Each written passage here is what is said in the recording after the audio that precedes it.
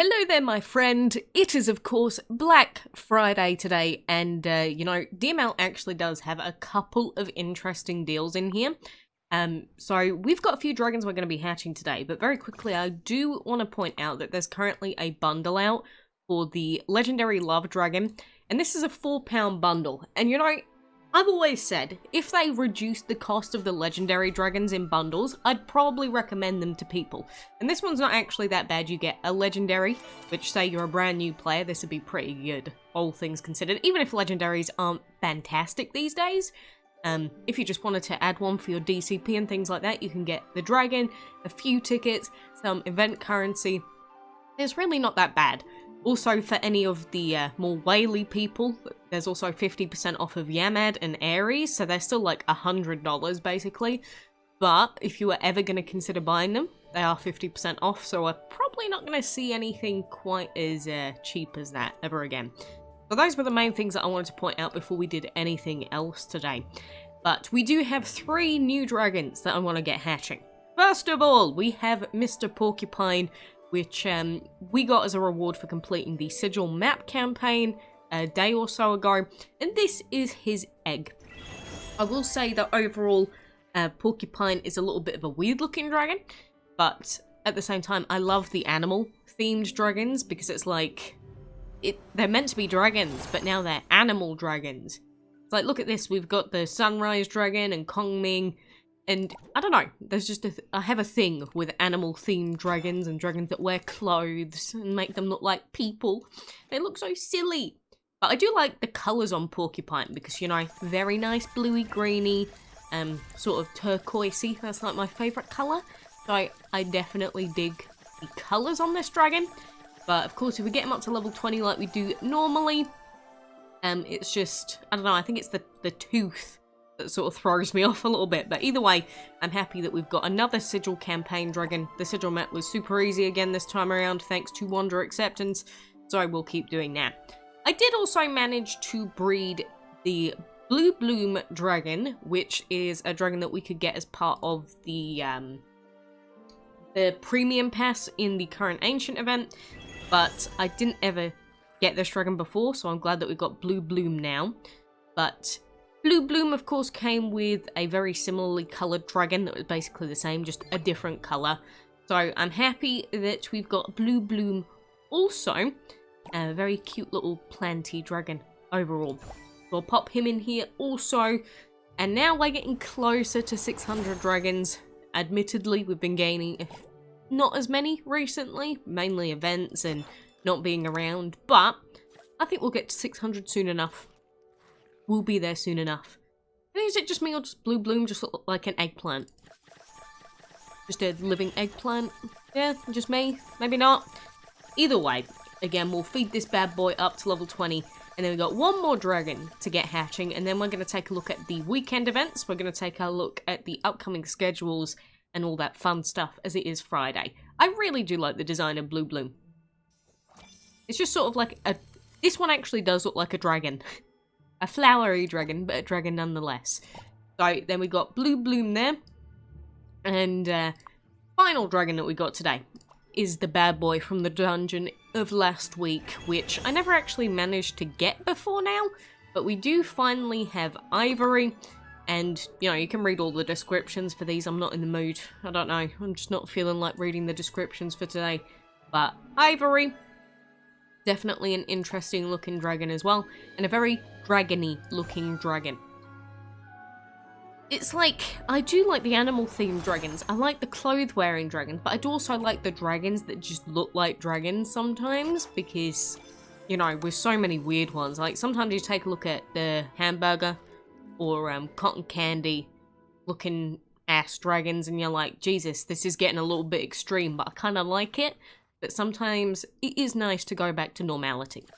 So 3 sort of different themed dragons today that we got to hatch, and obviously add that wonderful DCP to our collection, which I'm a big fan of.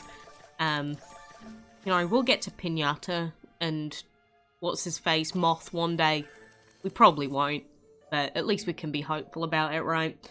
But that's 3 new dragons. I like the design of Ivory. Very cool boy.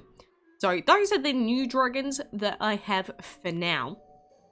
Of course, we do also have the weekend events. So we've got a farming fanatic, which is going to get us more event currency. Fantastic. And we have golden opportunity, which is also going to get us some extra event currency. So always make sure that you're taking part in the weekend events during the ancient event, or any ancient event, divine event, because they always give cool boosts. So obviously we'll rebreed for another war dragon, get our points for this reset, and then we should be good to go. And also make sure you're actually doing the weekend events and getting the points from them, because there's no point participating and not actually getting the points, because that would be very stupid.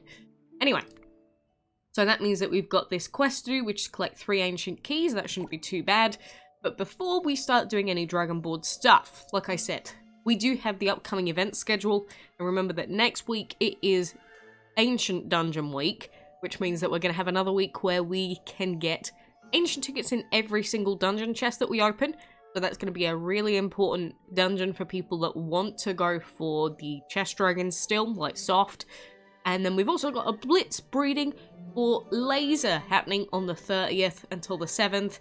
So those are the main things happening. We've also got a trinket frenzy on December the 2nd, which I'm a big fan of.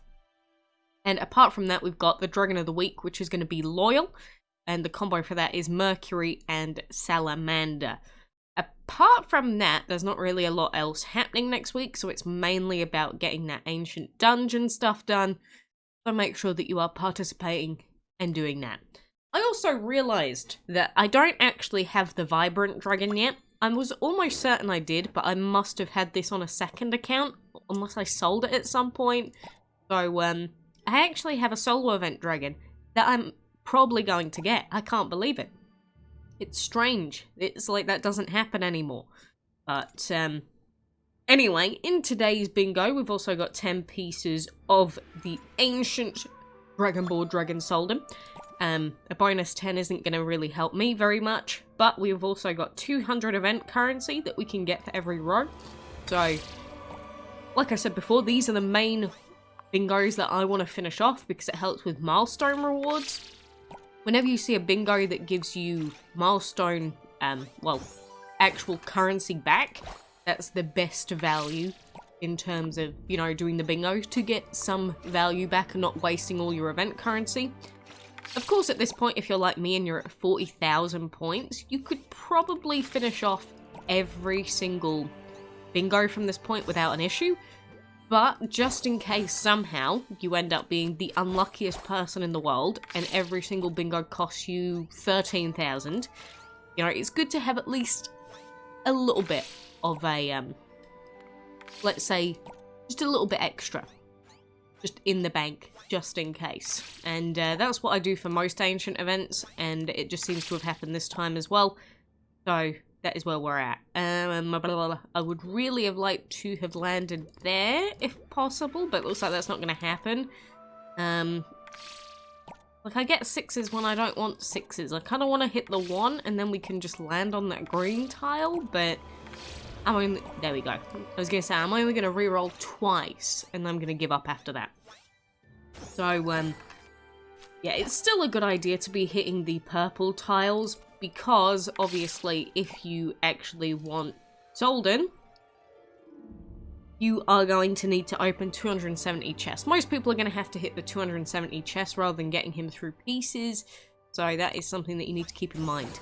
Very few people, as in the minority, are probably going to get him through getting large piece drops, but that's not going to be the case for most players, so you should still be opening purple chests whenever you can.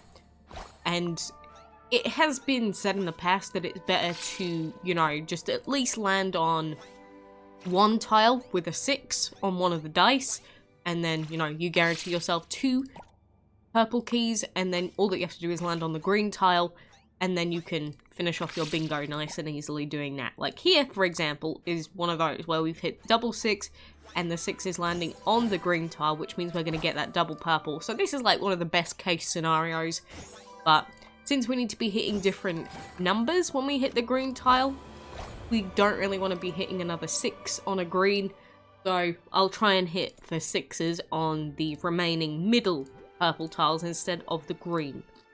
So Now, there is a slight bit of, I guess you could say, strategy to finishing off the bingos and things like that, but a lot of it does come down to RNG. Obviously, if you add the numbers on your dices together, then you can make it more likely that you're going to hit certain numbers.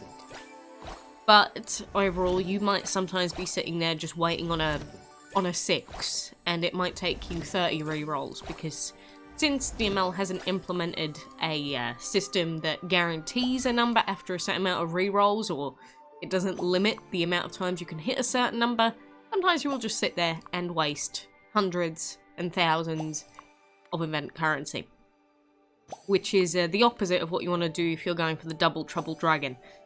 So, you know, this is all stuff that we've been through before in ancient events, which is why looking through the old videos for the old ancient events is also sometimes useful for people. But I'm sure most of us that have played through the ancient events know sort of how they work now, and we know that for the most part it is RNG based. So final thing today, before I do leave, I do want to point out that the black market's actually pretty good this week. We've got 3 days worth of VIP in exchange for 5,000 food. Very good value. We do have an extra den relic, 3 of them in exchange for 50,000 gold. Is super good, but it's not going to let me buy any extras. So I might as well actually use these and try and breed something else in that second breeding den. So that's what I'm probably going to end up doing in a second.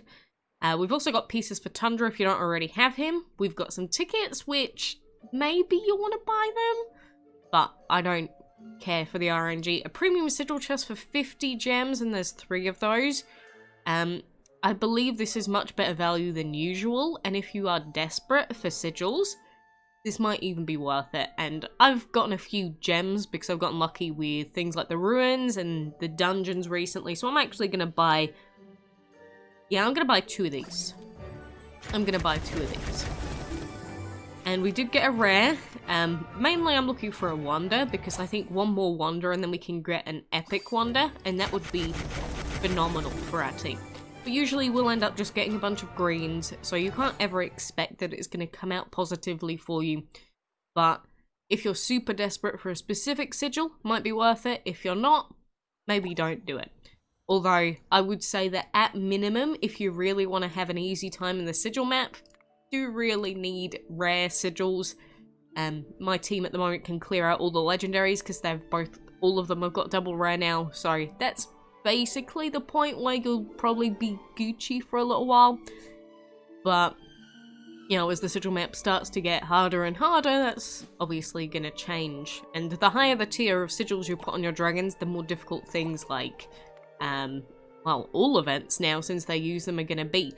So equipping epic sigils will make your life quite a bit more difficult, because you'll come against much more difficult opponents overall. But, you know, is it worth it for an epic wonder? Probably. But anyway, for now, that is going to do me. So this is DML Friday, Black Friday Celebration Day.